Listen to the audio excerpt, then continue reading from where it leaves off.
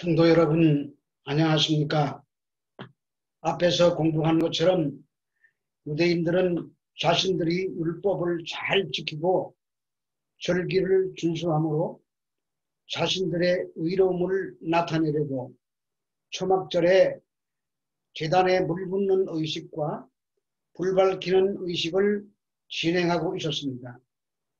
그때 예수께서 내가 생수다, 내가 세상의 빛이다라고 하시면서 그들의 헛된 열심을 지적하고 새로운 길을 제시하십니다.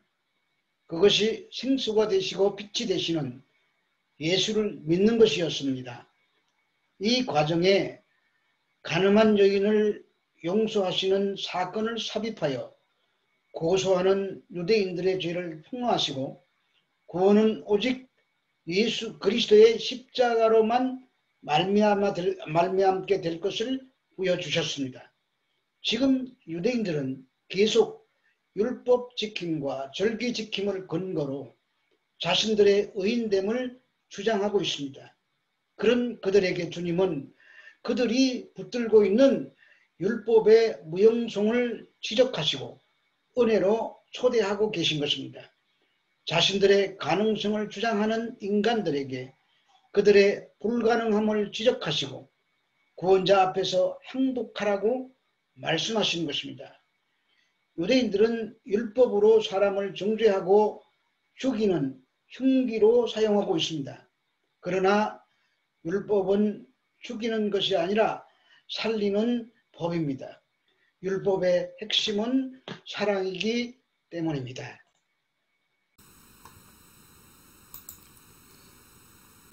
그래서 오늘은 같은 문맥 속에서 요한복음 8장 12절로 30절의 말씀으로 너희 죄 가운데서 죽으리라는 내용으로 말씀을 드리도록 하겠습니다.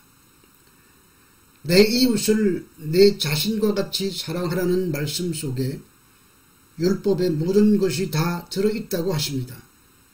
그런데 그 율법을 목숨을 걸고 지킨다고 하는 유대인들이 그 율법을 들고 다른 자들을 죽이려 하고 있다는 것입니다.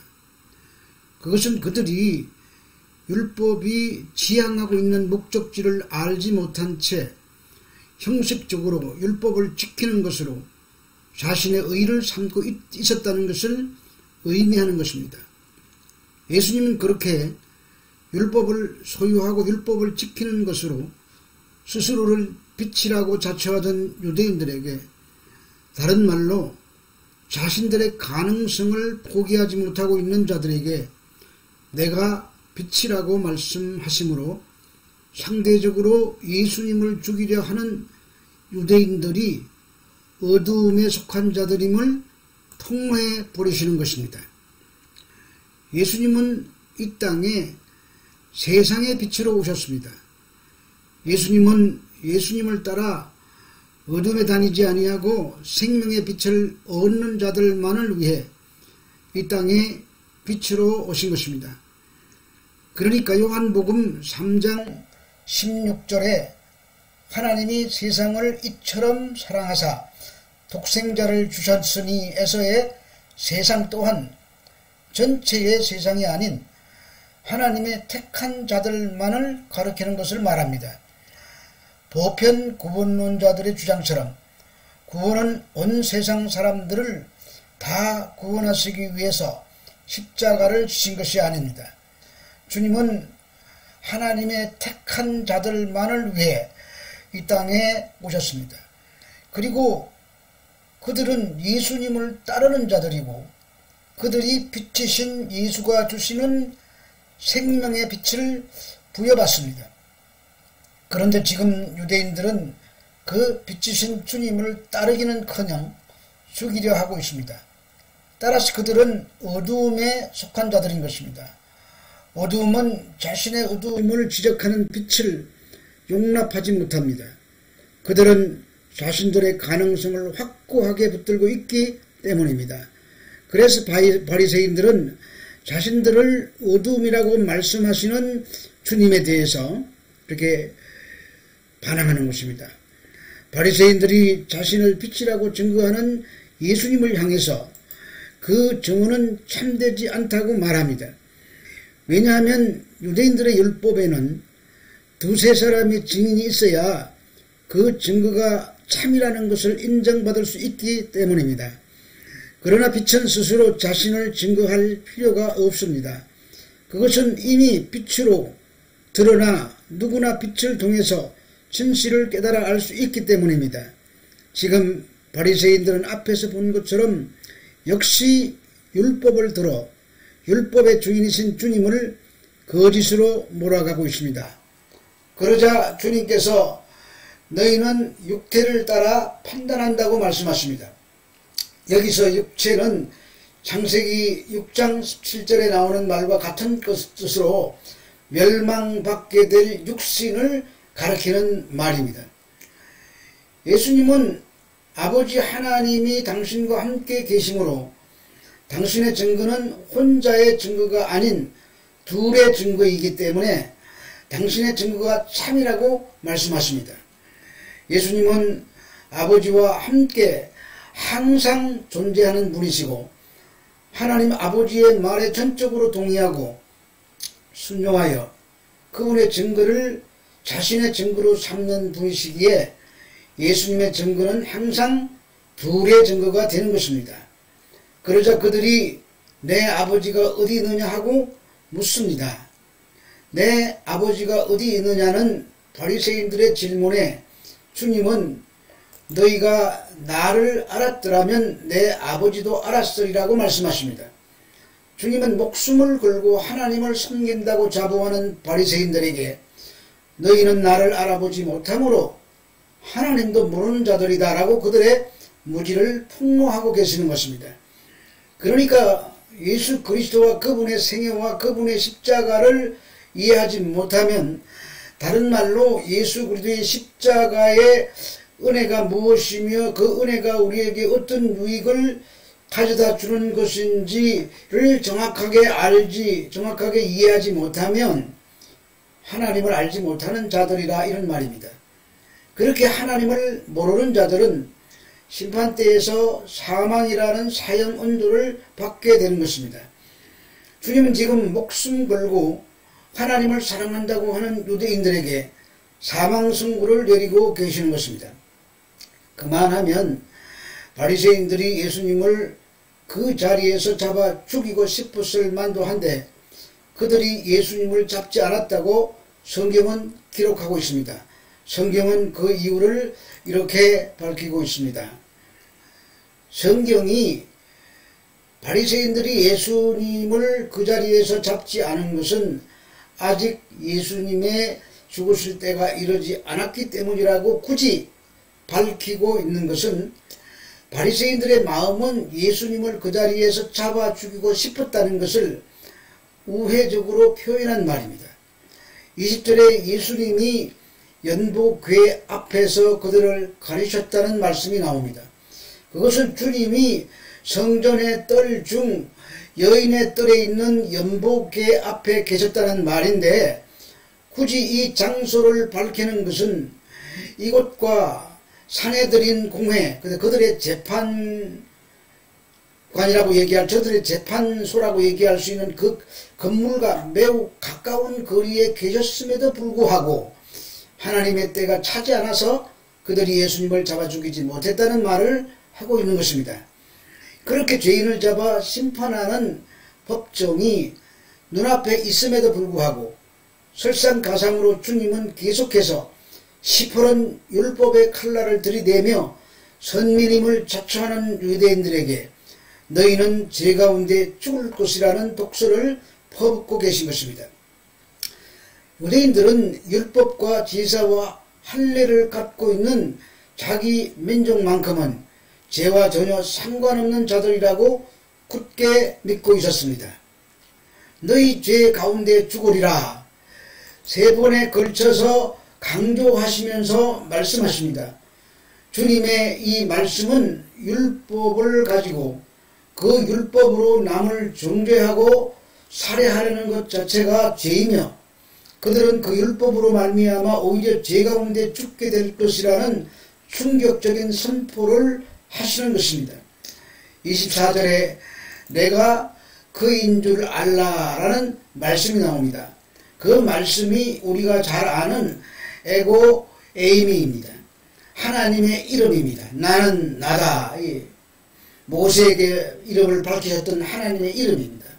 주님은 지금 당신이 여호와 하나님이심을 밝히고 계신 것입니다. 즉 너희는 내가 하나님인 것을 믿지 않고 나를 죽이려 하고 있다. 그래서 너희는 죄 가운데 죽을 것이다. 예수님은 이미 6장에서 풍랑 이는 바다 위에서 공포에 떨고 있는 지뢰들을 향해 에고에임이라고 자신이 하나님이심을 밝히셨고, 오늘 본문에서 두 번째로 많은 군중들 앞에서 자신의 하나님 되심을 선포하신 것입니다. 그리고 죄와 죽음의 관계를 새로운 관점으로 군중들에게 알리고 계십니다. 예수님이 하나님을 믿지 않는 것이 죄이며 그 죄의 대가로 오는 것이 죽음이라는 엄청난 선언을 하고 계시는 것입니다. 선을 행하는 자는 하나도 없다고 하십니다. 이처럼 모든 인간은 죄인이며 불가능함과 무기력함 속에 있는 가련한 존재들입니다. 그런데 선악과를 따먹은 인간들이 얼마든지 자기들 스스로의 힘과 지혜를 이용하여 선에 이룰 수 있을 뿐만 아니라 행복에도 도달할 수 있다고 믿었습니다. 전능하신 하나님 앞에서 티끌에 불과한 인간이 자신의 가능성과 자신의 존재를 증명하려 할 때 성경이 그것을 죄라고 부릅니다. 그러니까 인간이 스스로의 힘으로 하나님이 주신 율법을 지켜 선에 이르고 구원과 행복에 이르겠다는 발상 자체가 죄인인 것입니다. 따라서 우리가 가지고 있는 집이나 재산이나 지식이나 열심 등이 다른 자들에게 유익이 되지 못하고 오히려 다른 자들에게 피해가 되고 있고 그들을 주눅들게 하고 있다면 그것도 죄인 것입니다. 인간의 그 모든 자기 증명의 행위가 다 무익하기 때문입니다. 그래서 성경에 관한 지식이어도 종교 행위에 대한 열심이어도 마찬가지입니다. 지금 예수님의 앞에 선 유대인들이 바로 그 일을 하고 있는 것입니다. 죄인들은 자신들을 구원하러 오신 예수님의 하나님 되심을 인정하고 그분 앞에 엎드려 그분의 도우심을 구하는 방법으로만 구원을 얻을 수가 있습니다. 모든 죄인들의 죄를 한 번에 지고 죽으실 수 있는 분은 하나님이셔야 했기 때문입니다. 그런데 유대인들이 예수님을 하나님으로 인정하지 않고 자신들의 무력함과 불가능함과 어두움을 지적하시는 하나님이신 예수님을 죽이려 하고 있는 것입니다. 성도 여러분, 오늘날 세계의 기독교는 소비자 중심의 기독교가 되어버렸습니다. 그래서 기독교인이라고 하는 사람들은 하나님을 자기의 삶에 필요한 생산품 정도로 여기고 있습니다. 하나님을 자신들의 생활을 윤택하게 하고 더 잘 살 수 있도록 돕는 그런 정도로 여긴다는 말입니다. 그런 시각을 갖고 있는 자칭 기독교인들은 자신의 삶을 더욱 윤택하게 해줄 수 있는 제품에 하나님을 찾기 위해서 여기저기 교회를 다니며 쇼핑을 하고 있습니다. 그러한 소비주들의 구미에 맞추기 위해서 자칭 주의 종이라고 하는 목사들도 교인들이 좋아할 만한 제품의 하나님을 가공하여 그럴듯하게 포장하여 바겐세일을 하고 있습니다. 최대한 사람들의 마음을 이끌 수 있는 외관으로 하나님이라는 상품을 포장하려고 죄인들의 죄를 지적하고 그들의 무기력함과 무능력함과 어두움을 지적하는 성경 속의 하나님은 감추어버리고 병이나 고쳐주고 부자나 만들어주고 소원이나 들어주는 만사형통의 도깨비 방망이 같은 그런 제품의 하나님을 만들어내어 놓는 것입니다. 그래서 그 결과는 너희는 죄 가운데 죽으리라고 하시는 것입니다. 교회는 자신을 부인하고 구원자이신 하나님의 뒤에 숨어 그분의 은혜를 목마른 사슴이 시냇물을 찾듯이 갈구하는 자들의 모임입니다. 그런데 자신들의 힘과 지혜를 의지하여 하나님을 단지 조력자나 문제 해결사 정도로 여기는 교만한 자들이 모인 곳은 교회가 아니라 너희는 죄 가운데 죽으리라고 사망 선고를 받은 단체일 뿐입니다. 코로나를 통해서 하나님께서 교회를 향해서 어떤 메시지를 던지고 계시는지 각자에게 들리는 소리를 들어야 합니다.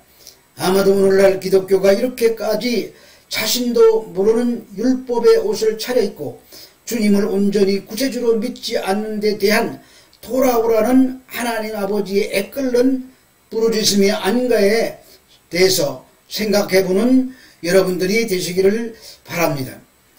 성도에게 고난과 시련은 하나님께서 그 속에 메시지를 담아서 보내시는 하나님의 편지입니다. 코로나로 인하여 고통스러웠던 것만큼 코로나를 통해서 우리 기독교를 향해서, 우리나라를 향해서, 우리 교회를 향해서, 우리 가정을 향해서, 내 개인을 향해서 무슨 말씀을 하시는지 각자가 듣고 깨달아 돌이키는 귀한 계기가 되시기를 기도합니다. 감사합니다.